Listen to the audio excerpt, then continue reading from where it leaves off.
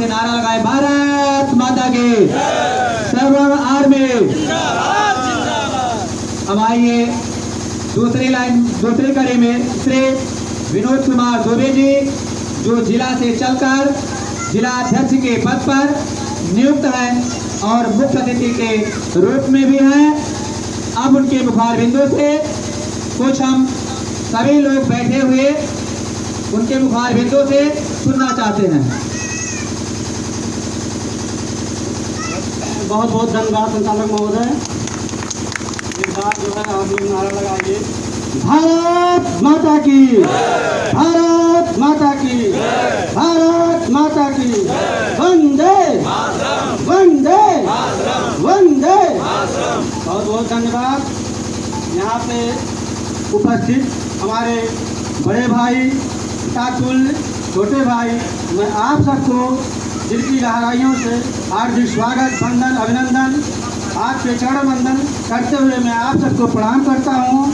मैं आप सबके बीच विनोद कुमार दुबे, सर्व आर्मी जिला अध्यक्ष, आप सबके चरणों में कोट कोट नमन करते हुए आप लोग जो अपना कीमती समय दिए हुए हैं हमें और भीषण गर्मी में आप लोग यहाँ पे बैठे, इसके लिए मैं बहुत बहुत धन्यवाद आप लोगों का करता हूँ। मैं बहुत बहुत आभारी रहूँगा मैं आप सबका।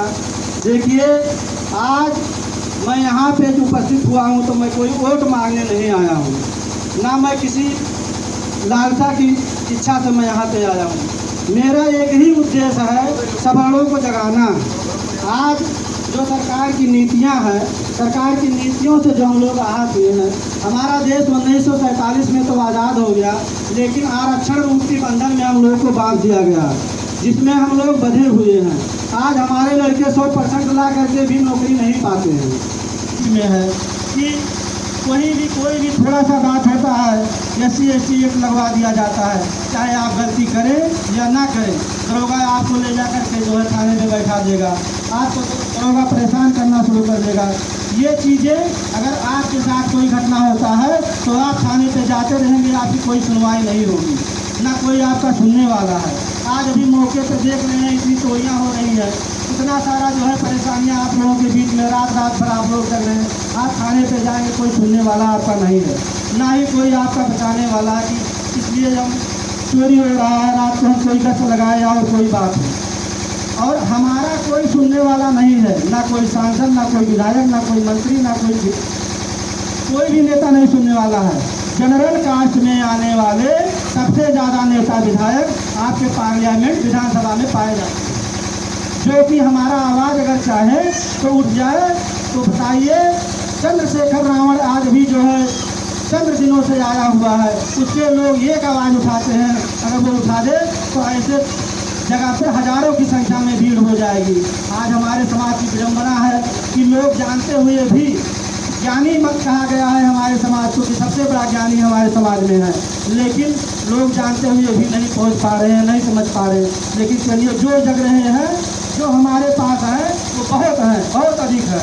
आज 10 हैं, कल 20 होंगे, कल परसों 25 होंगे, 50 होंगे। देखिए, हम जगाने का काम कर रहे हैं। आज हमारे समाज में तरह तरह की बुराइयां फैल रही है। अभी हमारा एक मामला आया हुआ था, आप लोग को बता दें, कि जनकौरा का मामला था। हमारे एक पाठक जी थे, उसको बीच चौराहे पे खंभे में बांध के मारा गया था। आप लोग सुने होंगे, कोई मंत्री विधायक, कोई सांसद नहीं आया गया था कि लोग थाने पे मैं जा करके 4 घंटे बैठ करके मैं मुकदमा लिखवाया। वहाँ पे मुकदमा नहीं लिखा जा रहा था, मैं वहाँ जा करके 4 घंटे बैठ के मुकदमा लिखवाया। ऐसे ही एक घटना आज के जो है ये गोरखपुर विधानसभा में था, जंगैया गाँव का। ये अतुल पांडे नाम करके व्यक्ति थे, उनको कुछ गुंडों ने मार करके सर फोड़ दिया, जिसमें 45-46 टाँके लगे।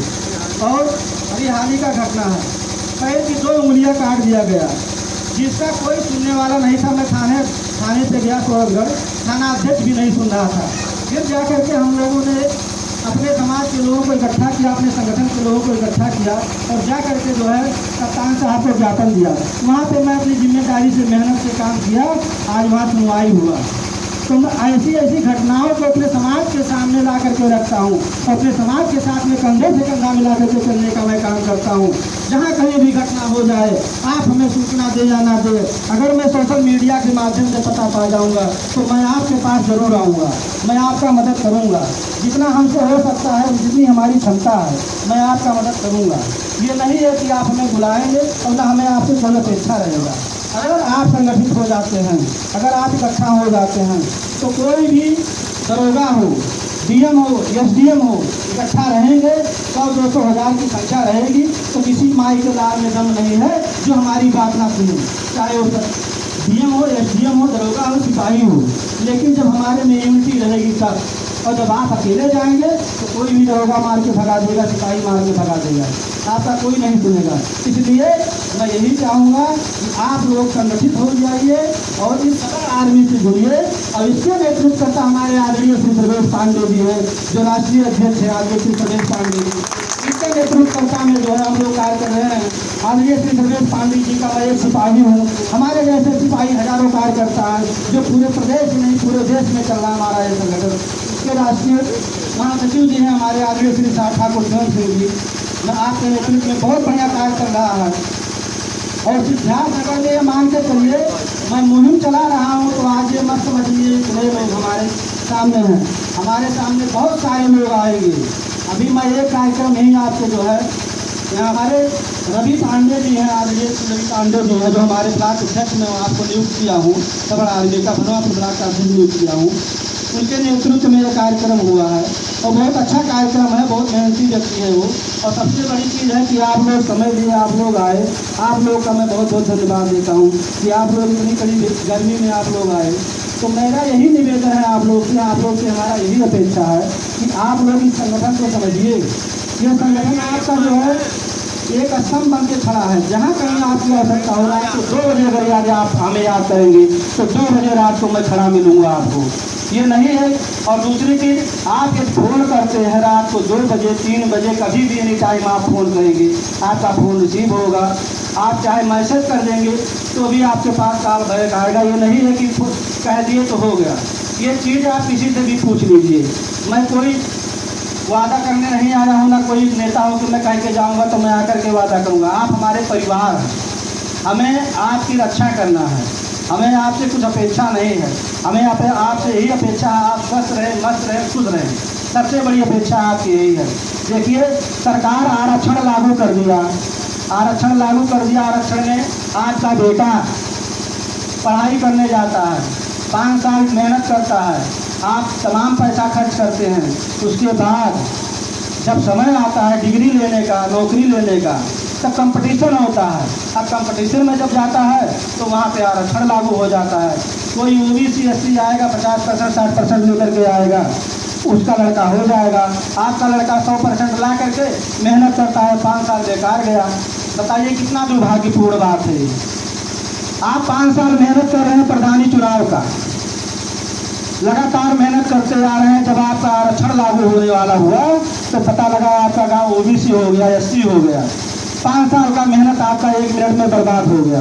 बताइए 5 साल में जो आप धन खर्च किए हैं लड़ने के लिए और सरकार की नीतियों से आप गिर जा रहे हैं, तो कितनी बड़ी विडंबना है, कितनी बड़ा दुर्भाग्य की बात है कि आप जो है एक वर्ड कहने से आप गिर गए, जिसका कोई हम उम्मीद नहीं कर सकते हैं। इसलिए हमारा भैया निवेदन यही है, आप लोग से प्रार्थना है कि आप लोग संगठित होइए, और संगठित होंगे तो ये आवाज़ जब जाएगा, हमारा कोई भाई, हमारा कोई परिवार जब पार्लियामेंट में जाएगा, तो जैसे चंद्रशेखर रावण अपनी बातों को रख रहा है अपने समाज के लिए, उसी तरह कैसा जब हमारा भाई कोई बोलेगा पार्लियामेंट में तो हमारी भी बात सुनी जाएगी। आज गूंगी बहरी सरकार है जो कि हमारी बातों को सुन नहीं रहा है, तो हमें उस चीज़ से लड़ना है।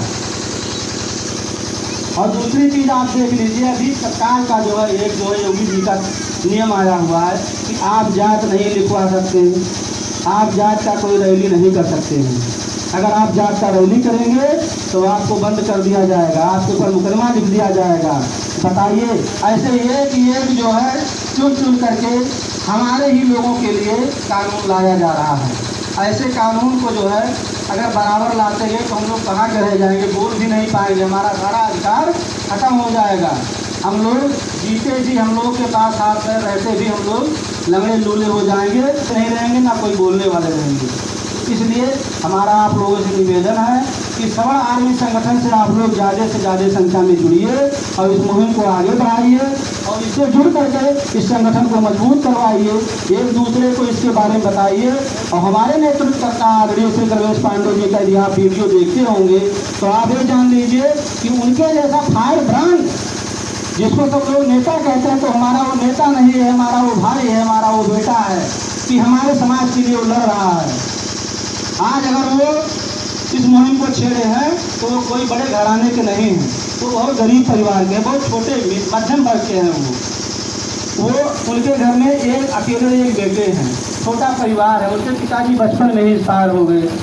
आज वो हमारे बीच में आकर के हमारे समाज को जगाने का काम कर रहे हैं, जगह जगह जा रहे हैं, जगह जगह प्रयास कर रहे हैं। आज उन्हीं का देन है कि आज मैं आप लोगों के बीच में हूँ, उन्हीं के नेतृत्व में उनका सिपाही बन करके आपके बीच में आप लोगों को मैं जो हमसे समझ में जो हमारे आ रहा मैं आप लोगों को बता रहा हूँ। तो मैं आपके बीच का आपका भाई हूँ, आपका बेटा हूँ, कोई मैं वक्ता तो नहीं हूँ, ना कोई मैं विधायक हूँ, ना मंत्री हूँ, मैं आपके बीच का लड़का हूँ। एक मामला था जो है आपके ही बस्ती जीतीपुर पैकोलिया थाना के अंतर्गत जीतीपुर श्रीवास्तव परिवार थे, चौधरी परिवार के लोगों ने उनको जो है जबरदस्ती उनका जमीन कब्जा किया, उनको मारा पीटा।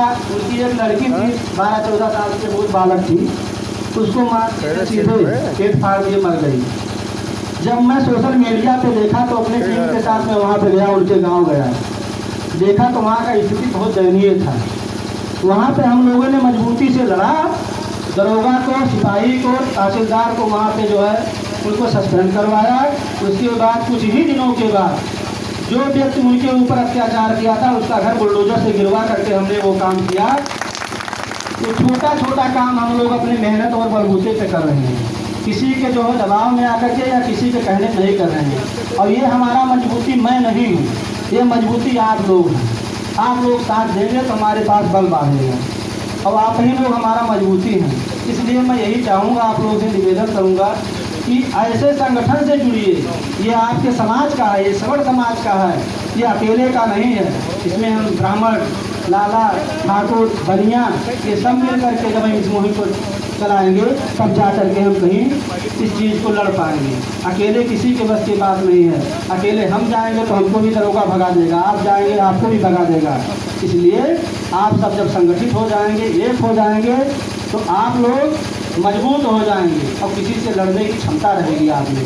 तो इसलिए आप लोग जो है संगठित होइए, सवर्ण आर्मी से जुड़िए, सवर्ण आर्मी की नीतियों को समझिए और इस संगठन को आगे बढ़ाइए। पूरे ज़िले में आप लोग जो है अपने भाई से, अपने बंधु से, अपने परिवार से कहिए कि संगठन को जहाँ कहीं सुनाई दे कोई परिवार हो तो उसको जुड़वाइए।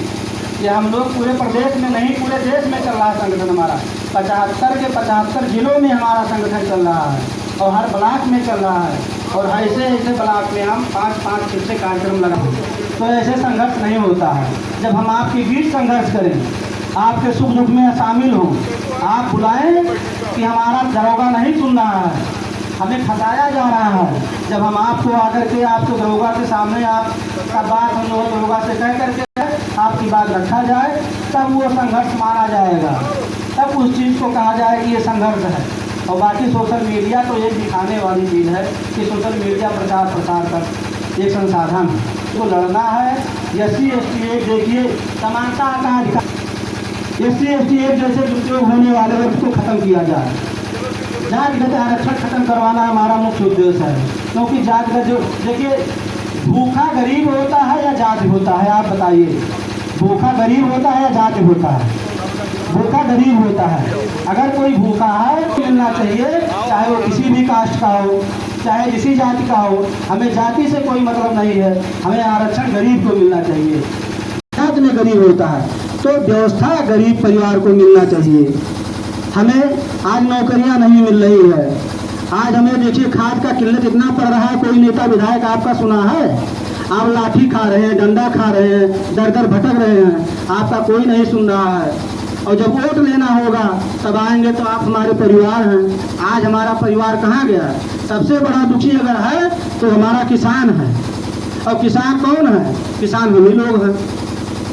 हम ही लोग को लूटा जा रहा है और हम ही लोग को जो है सताया जा रहा है। फिर बाद में हम ही लोग को हमारा वोट लेकर के हम ही को दबाया जा रहा है। तो इसलिए अपने वोट के अधिकार को, अपने मतों के अधिकार को समझिए, अपने मजबूतियों को समझिए।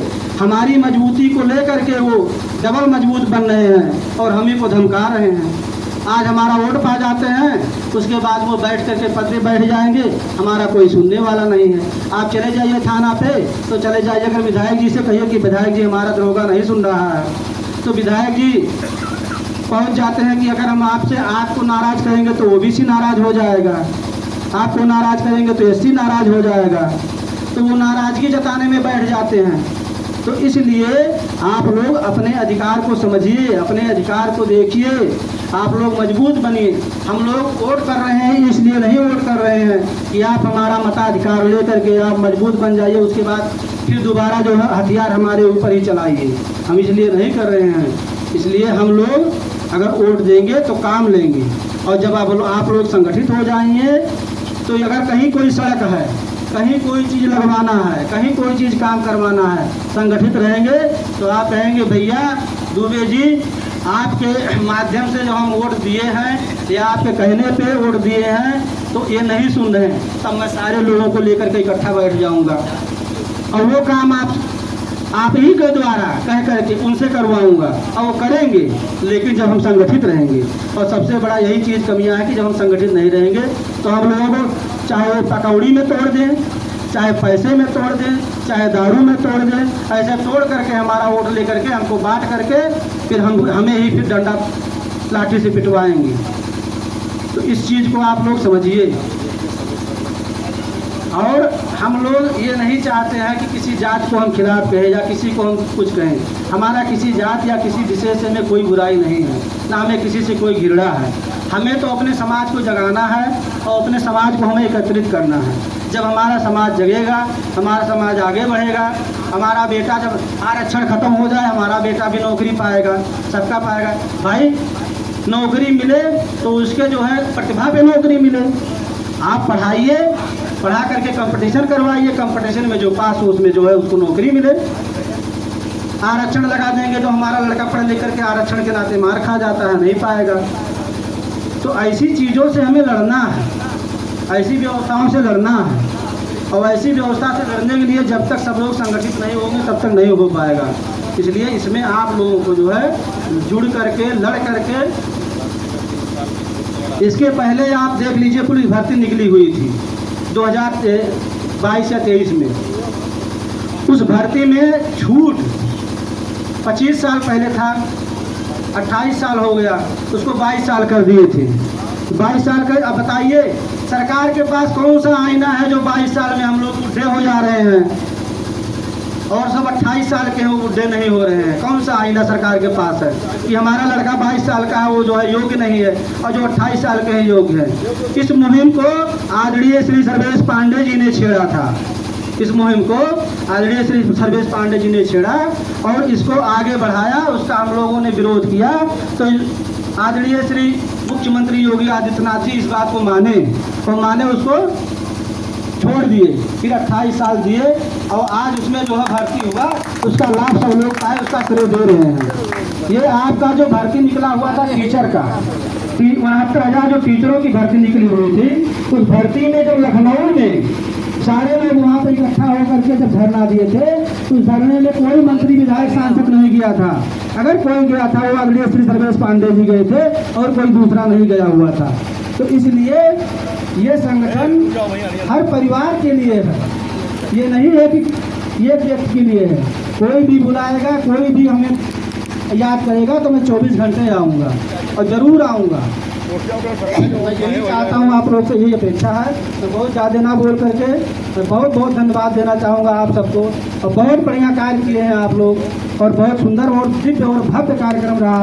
आप लोगों का बहुत बहुत आभार। और सबसे बड़ा कि आप लोग समय दिए हैं और दूर दूर से आए हुए हैं, आप लोगों का बहुत बहुत धन्यवाद, मैं आभार प्रकट करता हूँ।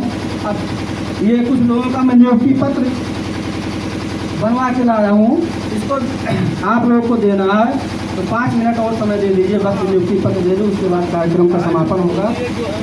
हाँ।